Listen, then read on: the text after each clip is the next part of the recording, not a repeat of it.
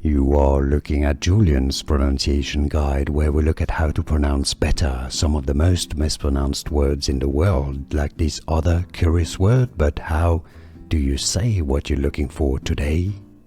Let's learn how to pronounce this name.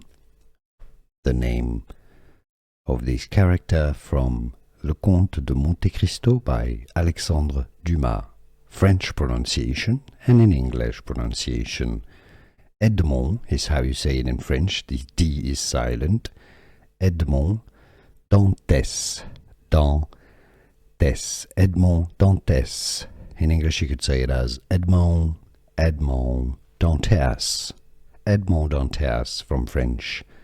Edmond Dantès. Here are more videos on how to pronounce more confusing words and names too many mispronounced. Like this video if you found it useful. I appreciate your support. I'll see you soon and thanks for watching.